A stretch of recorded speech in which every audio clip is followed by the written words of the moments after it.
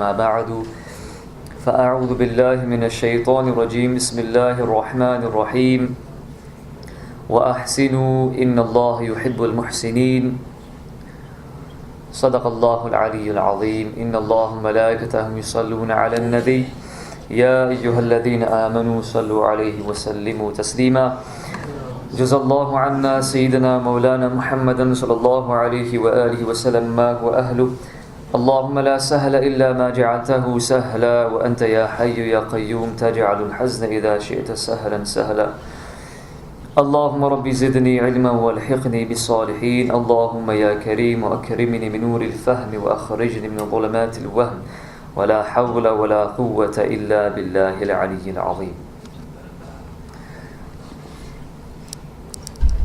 Today inshallah I'm just going to continue with the topic which we started last week from Al-Adab Al-Mufrad in relation to the rights of one's neighbors. Bismillah ar-Rahman ar-Rahim. Bab al-Jari Salih, Nek Hamsaya, righteous neighbors or a righteous neighbor.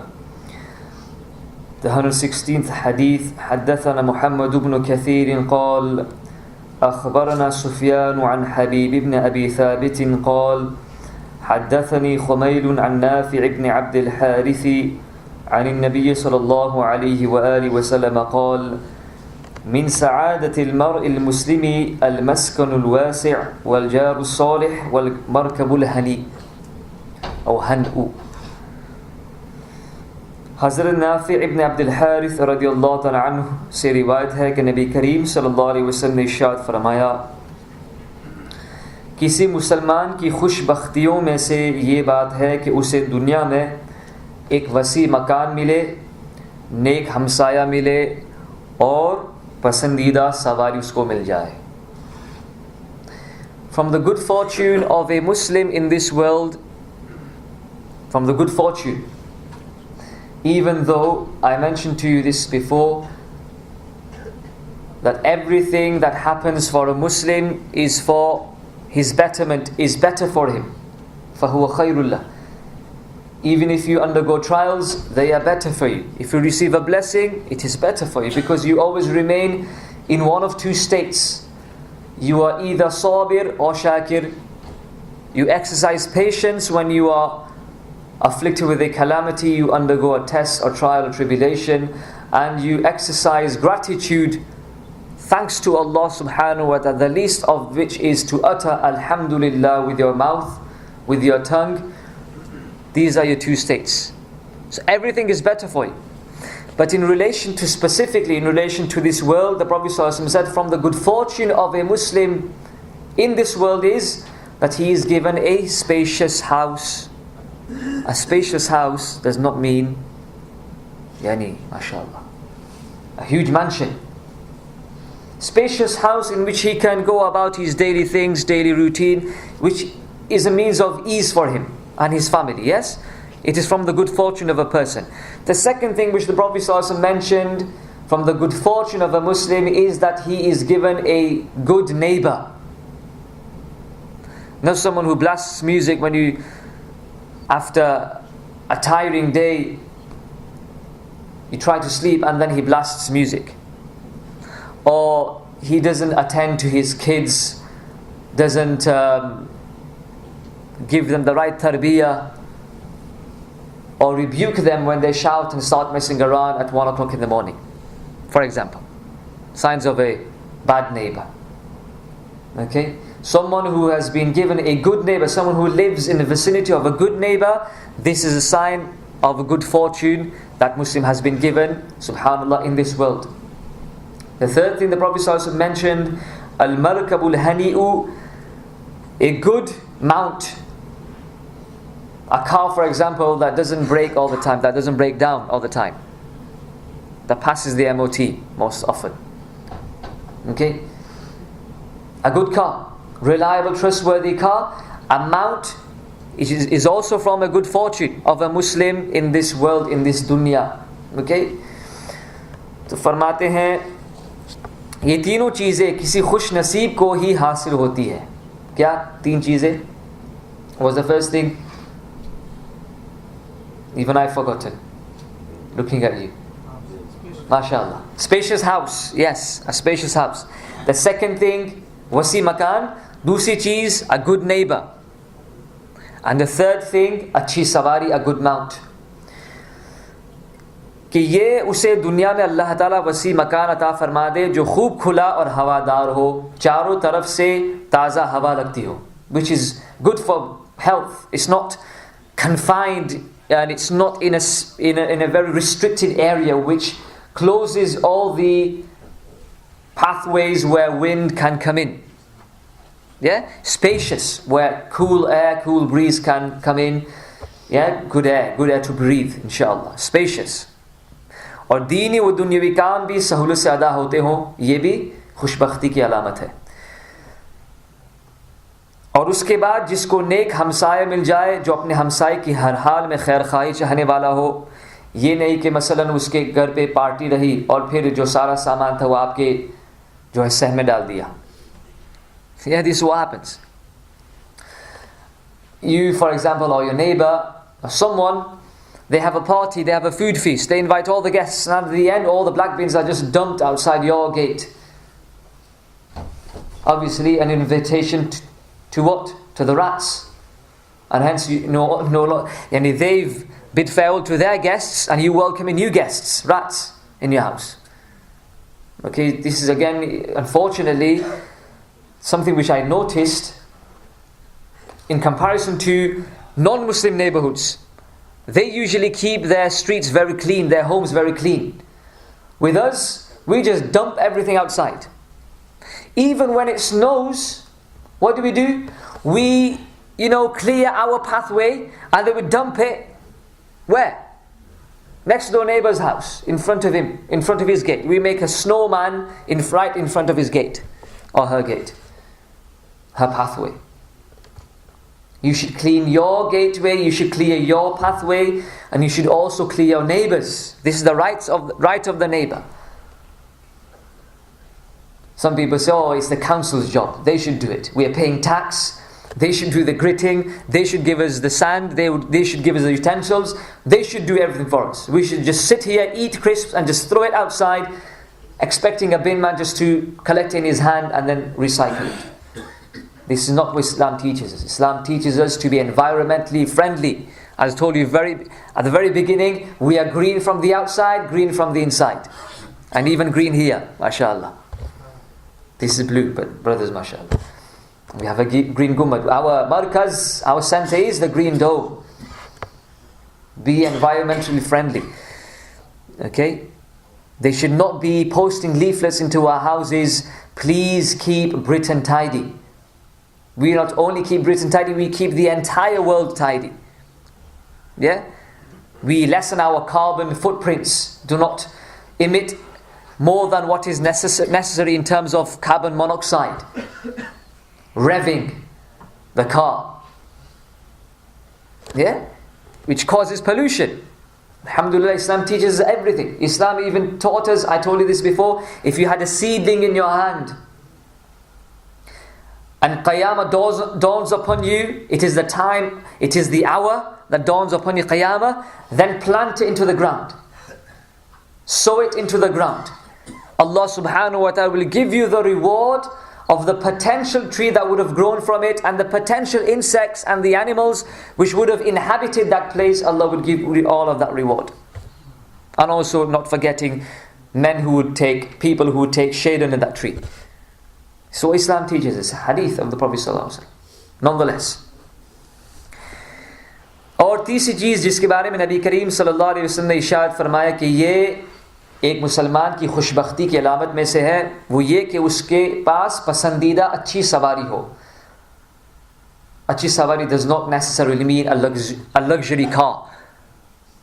A car that breaks the horsepower, goes from, in 6 seconds it can, do a mile, for example. Is that the normal average speed, I think? Yeah, with some people driving, it's 5 seconds. Even with a Toyota. कि जब जी चाहे और जहां जी चाहे उस पर सफर करे, तो ये भी उस नेमत से, ये एक नेमत से कम नहीं. ये अल्लाह ताला की नेमतों में से शुक्र अदा करना चाहिए. When you sit in the car, What do we say? Alhamdulillahi subhanalladhi sakhkhara lana hadha wa ma kunna lahu muqrinin wa inna ila rabbina lamunqalibun. It is not through my effort, through my money that I've been able to purchase this car. It is through Allah. It is through the blessings which He has conferred upon me. That's why you say, gratitude to you, O Allah. All praise is due to you, O Allah subhanahu wa ta'ala, who has made this subservient to me, this car subservient to me. وَمَا كُنَّا لَهُ مُقْرِنِينَ. We did not have the ability, the power within ourselves to purchase the car, to sit in it, to drive it, to have the power to go from X to place X, Y and Z, place A and B. It is Allah subhanahu wa ta'ala who has granted us the ability, the power, the money. Yes, Allah subhanahu wa ta'ala, always remembering, always referring back to Allah subhanahu wa ta'ala. This is the greatest and important lesson that we need to understand. Whenever you are conferred with a blessing, in order to annihilate the element of pride and arrogance, always refer that blessing to whom? Allah. To whom? Allah subhanahu wa ta'ala. Whatever blessing you receive. وَلَئِن شَكَرْتُمْ لَأَزِيدَنَّكُمْ. If you thank Allah subhanahu wa ta'ala, Allah says, لَئِن شَكَرْتُمْ. अगर आप शुक्रिया अदा करोगे अल्लाह ताला की नेमतों के ऊपर, तो अल्लाह ताला ज़रूर तुम्हें नेमतों में ज़्यादती अता फरमाएगा, नेमतों में बढ़ावा अता फरमाएगा, नेमतों को बढ़ाएगा. The more gratitude you show to Allah subhanahu wa ta'ala, the greater the blessings Allah will confer upon you. Nonetheless, Bismillah ar-Rahman ar-Rahim. Bab al-Jari Su. So before we spoke about the righteous neighbor, now we talk about an evil, unscrupulous neighbor.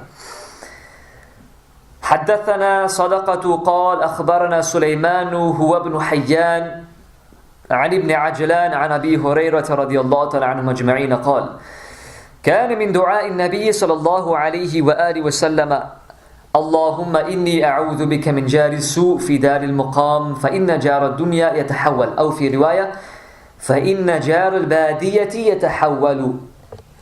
सय्यदुना Abu Huraira रदियल्लाहु तआला अन्हु फरमाते हैं कि रसूलुल्लाह सल्लल्लाहु अलैहि वसल्लम की दुआओं में से एक दुआ ये भी थी. From amongst the supplications of the Prophet sallallahu alaihi wasallam, from amongst the prophetic supplications, this was also part of the dua of the Prophet sallallahu alaihi wasallam. What was the dua?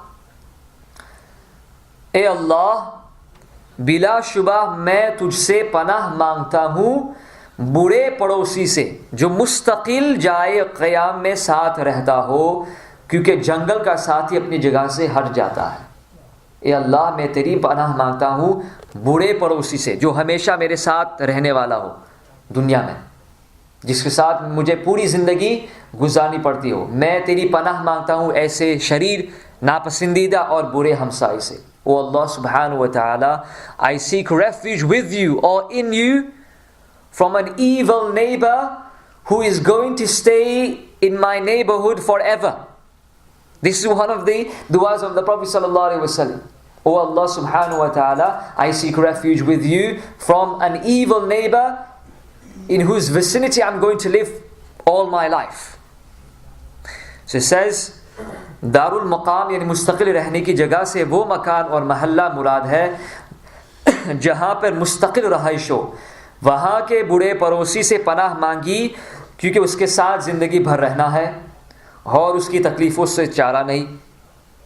हर रोज़ जो है कोई न कोई तकलीफ़ दे बात आपको वो सुननी पड़ेगी, देखनी पड़ेगी, बर्दाश्त करनी पड़ेगी.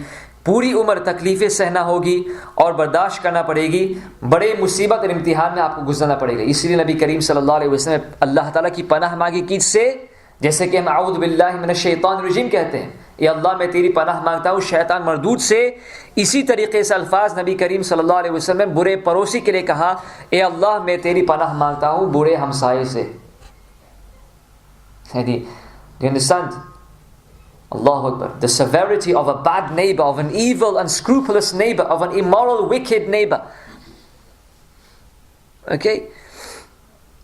The Prophet ﷺ is seeking refuge of Allah subhanahu wa ta'ala, seeking refuge in Allah subhanahu wa ta'ala from such a neighbor. Why? From a neighbor who is going to live with you for permanent. All your entire life, you're just going to put up with all of his rubbish, the rubbish which comes out of his mouth, the rubbish which he tips into your doorway, the amount of grief that he gives you, the amount of harm that he afflicts upon you, you'll have to put up with it all throughout your life. This is why the Prophet ﷺ said, "O Allah, I seek refuge with you from a permanent evil neighbor who stays in Darul Maqam, permanently in my neighborhood, in my vicinity." And then the Prophet ﷺ continued and said, فَإِنَّ جَارَ الدُّنْيَا, or in another narration, فَإِنَّ جَارَ الْبَادِيَةِ يَتَحَوَّلُ. A person who is, for example, a nomad, or person who is your neighbor in a safar. You are traveling, and he is your neighbor in the hotel, for example, in the hotel room. He's next to you. Or you've just booked a, what do you call it? A hut. Not a hut. Sorry? Cottage. Yeah, cottage or whatever. You know, when people go to Morocco, what do they hire and rent out? A villa. A villa. Usually that's isolated, but for example, you have a villa, and in that you have apartments, and you have an evil neighbor there. Then obviously you're just going to stay there for a week, maybe for about 5 days. He's going to go. Yatahawwal, he's going to go. But with a permanent neighbor who's going to stay here forever, you're going to put up with his grief all throughout your life. This is why the Prophet ﷺ made dua, seeking refuge from such people. حدثنا مخلد بن مالك قال حدثنا عبد الرحمن بن مخراء قال حدثنا بريد بن عبد الله عن أبي بردة عن أبي موسى رضي الله تعالى عنه أجمعين قال قال رسول الله صلى الله عليه وآله وسلم لا تقوم الساعة حتى يقتل الرجل جاره وأخاه وأباه. الله أكبر. सैयदना अबू मूसा रदियल्लाहु तआला अन्हु से रिवायत कि नबी करीम सल्लल्लाहु अलैहि वसल्लम ने इरशाद फरमाया, क़यामत उस वक्त तक कायम नहीं होगी जब तक कि आदमी अपने हमसायों को, अपने भाइयों को और अपने बाप को कत्ल न करे। और ये ज़माना हमारे सामने है, बिल्कुल सामने है। जो चीज़ नबी करीम सल्लल्लाहु अलैहि वसल्लम 1400 साल पहले अलामात क़यामत में से बयान फरमाए, अलामात क़यामत में से, वो हमारे सामने, हमारी आंखों के सामने हम देख रहे हैं कि क़यामत उस वक्त तक कायम नहीं होगी जब तक कि एक शख्स अपने पड़ोसियों को और अपने भाइयों को, यहाँ तक कि अपने वालिदैन को कत्ल न करेगा, उस वक्त तक क़यामत कायम नहीं होगी। वो हो रही, ये बातें हो रही है हमारे सामने इस ज़माने में। The final hour will not come until a person will kill his neighbor, his own blood brother, and his own parents, his own father. Qiyamah will not come. We see it with our own eyes in front of us. I witnessed. Every day we hear reports of honor killings, of children killing their parents because of money, because of cash, because of a feud, an argument in terms of property. Why did he give my brother this amount of wealth? Why was I only given this amount of wealth? He kills the parents. He kills his own brother. He kills his own neighbor. Because of what? Because of land disputes. Because of property disputes. Because of wealth disputes. People killing one another for petty things. The hadith of the Prophet ﷺ, the river Euphrates will throw out gold. River Euphrates, Nahr Furat, according to one narration, is a Nahr of Jannah. Nil and Furat are the two rivers who every single annually they get a drop of Jannah. They get a drop from the rivers of Jannah. One drop of Jannah from the rivers of Jannah falls into those rivers. And Nil wal Furat. And the Prophet says, Nahr al-Furat obviously runs through Iraq and Syria.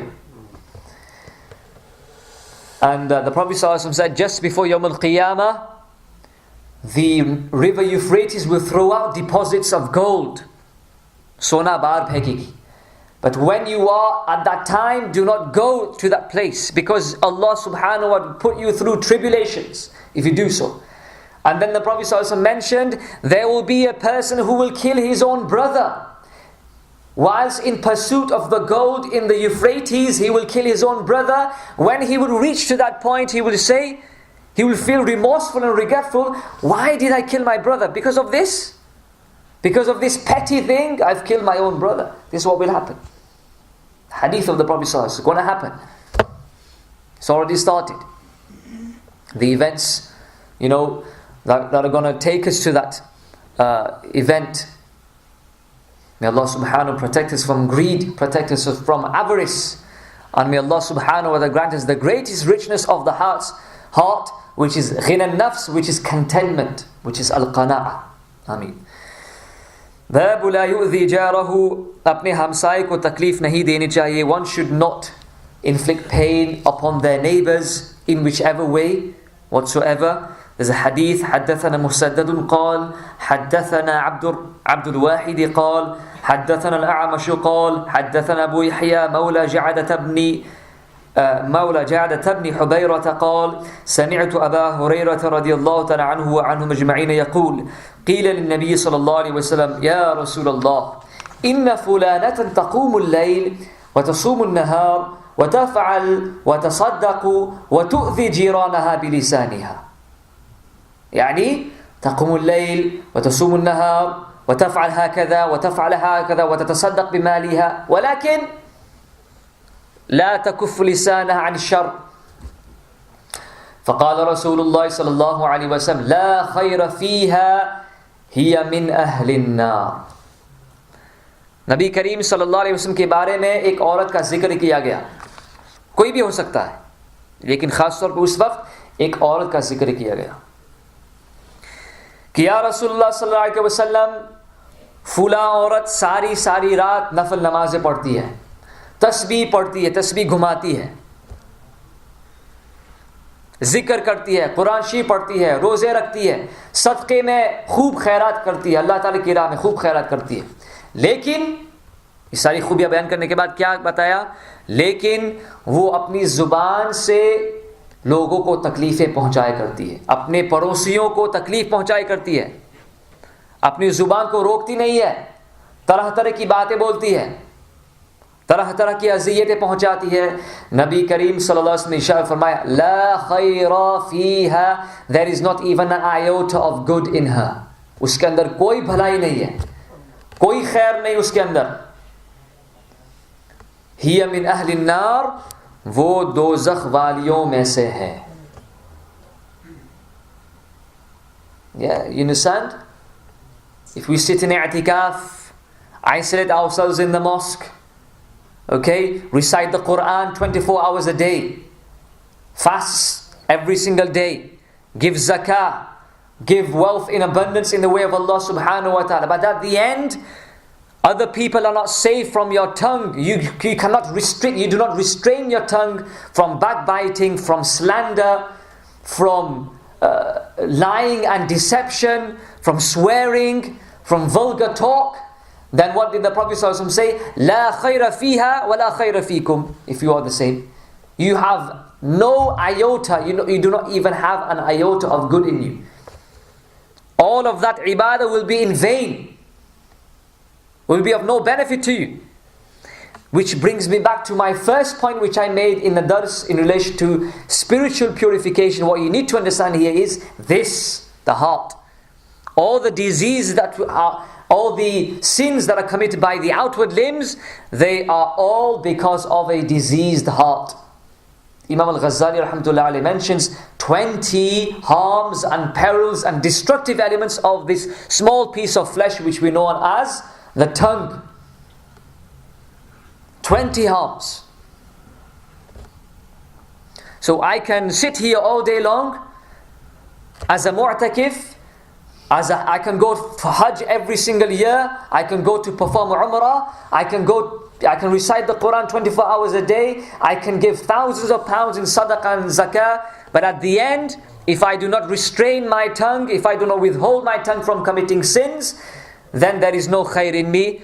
The Prophet ﷺ said about that woman who was standing in night vigil prayers, night vigil, spending all night in prayer, giving whatever she could, she was able in the path of Allah subhanahu wa ta'ala, reciting the Quran, doing this, that and the other.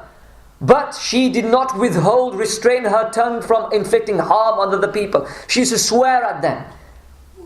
She used to lie with them. She used to deceive them. All of the disease of the heart she used to do in relation to the tongue.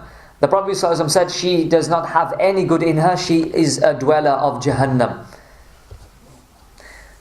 Then what happened? وفلانة قالوا وفلانة تصلي المكتوبة وتصدق بأثوار ولا تؤذي أحدا.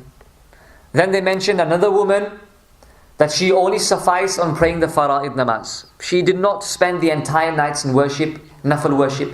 She used to suffice on the fard, fajr, dhuhr, asr, maghrib, isha. She used to pray her namaz and then she used to do other things. Okay, وَتَصَدَّقَ بِأَثْوَارٍ, and she used to give whatever she could. She, curd basically. A small bit of solidified milk in the way of Allah subhanahu wa ta'ala.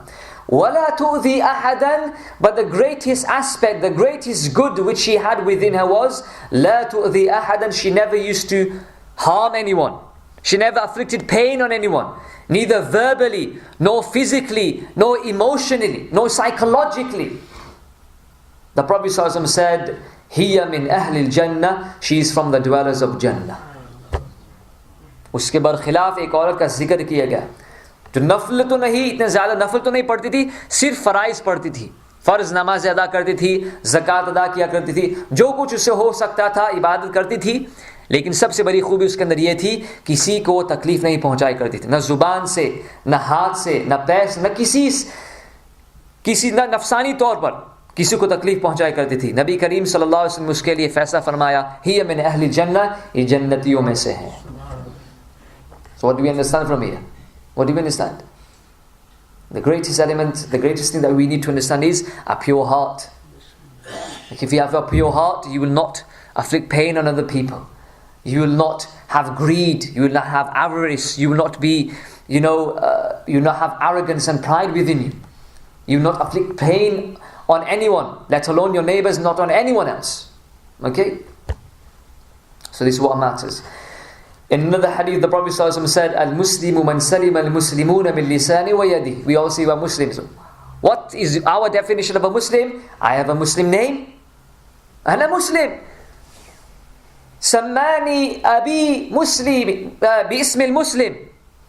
Yani ismi Muhammad. Ana Abdullah, ana Abdul Rahman, ana Abdul Qayyum. Ana Muslim. كيف تقول أنت مسلم؟ وليست فيك آيات المسلم. How do we call ourselves Muslims whereas we do not have the basic signs and alamatul Muslim? What does the Prophet define who is a Muslim? Just being born in a Muslim family does not make you a Muslim. Having a Muslim name does not make you a Muslim. Wearing an Islamic attire does not make you a Muslim. What makes you a Muslim? The Prophet ﷺ said, Al-Muslimu man salima al-Muslimuna min lisanihi wa yadihi. A Muslim, in the true sense of the word, is the one from whose tongue and from whose hands other Muslims are safeguarded, are safe. They are safe from being backbited by him. They're safe from being deceived by him. They're safe by him doing physical abuse on them. They're safe from his hands and from his tongue. This is a true Muslim. Okay? Just going to finish with one hadith of the Prophet ﷺ, emphasizing the importance of being good with everyone and especially with your neighbors. This is the 121st hadith. Bismillah ar-Rahman ar-Rahim. حدثنا سليمان بن داود أبو الربيع قال حدثنا إسماعيل بن جعفر قال حدثنا العلاء بن عبد الرحمن عن أبيه رضي الله تعالى عنه مجمعين عن أبي هريرة رضي الله تعالى عنه أن رسول الله صلى الله عليه وآله وسلم قال لا يدخل الجنة من لا يأمن جاره بوائقه. Listen to this hadith again. لا يدخل الجنة من لا يأمن جاره بوائقه. नबी करीम सल्लल्लाहु अलैहि वसल्लम ने इरशाद फरमाया, वो आदमी जन्नत में दाखिल नहीं हो सकेगा जिसकी शरारतों, तकलीफ़ों और ईज़ा रसानियों से उसका पड़ोसी मुतमईन ना हो. वो जन्नत में दाखिल नहीं हो सकता. A person, okay, whose neighbors are not safe from his evil, from his harm caused by his tongue, by his hands, by him tipping rubbish into his doorway, etc. A person from whose neighbors are not safe from his evil will not enter Jannah. Every day they complain to you, please lower down the volume of the music that you listen to. You shouldn't be listening to music anyway. I can't even imagine any Muslim listen to music. I'll just give an example here. Or even with Naat Sharif. Some people have mehfils at home. Okay? First, seek ijazah from your neighbors. This is the rights of your neighbors. And again, another point which I remembered here, mehfils, mashallah, is very good. Keep programs, milad mehfils in your house. But again, what you need to remember is, keep it short and sweet. The mehfils in the masjid lasts for about 2 hours. The mehfils in the home lasts for about 10 hours. And if you expect an imam and an alim to sit from dawn to dusk, you might have just told him, just do i'tikaf in my house today. Okay? Keep them short and simple. We don't understand this. There are many things that I'm going to discuss later on, inshallah. But one of the things which really hurts, mehfils, not mehfils, we keep from maghrib until, and they say on the poster, we are very prompt with our time. Allahu Akbar. It said in one poster, do you know what time the mehfil finished? It said from Asr till Isha. And said on the poster, we are very prompt with our timings. The mehfil finished 4 o'clock in the morning. And when it comes to learning the sacred knowledge, mujhe neend aa rahi hai, mujhe jana hai, bahut time aapne le liya hai, 5 minute le liya hai. Okay? We need to prioritize daruriyatul deen, necessities of religion. I'm not saying don't keep mehfils. Keep mehfils. And then with every mehfil, you have people then, which is very good again, but again it needs to be, kept in proportion. Okay? The blessed hair of the Prophet ﷺ. It should be shown in one place so that it keeps the adab and respect. If 10 people have the blessed hair of the Prophet ﷺ and 10 people invite you, please come to my house to see the blessed hair of the Prophet ﷺ, I don't think you will be able to maintain that adab and respect that is required when you pay visit to see the blessed hair of the Prophet ﷺ or any other sacred relics associated to the Prophet ﷺ. Okay, this is what we need to understand. Okay, these are some things which I just mentioned as a side point. Okay, but the crux of this argument, I don't know how I came on to that point. Okay, the hadith was لا يدخل الجنة من لا يأمن جاره بوائقه, a person from whose ill nature, from whose harm neighbors are not safe, then that person will not enter Jannah. May Allah subhanahu wa ta'ala grant us all the tawfiq to adhere to the sacred rules of the Islamic law. May Allah subhanahu wa ta'ala grant us tawfiq to learn the sacred knowledge and implement that in our lives, and then to disseminate this knowledge to other people. Ameen ya Rabbal Alameen.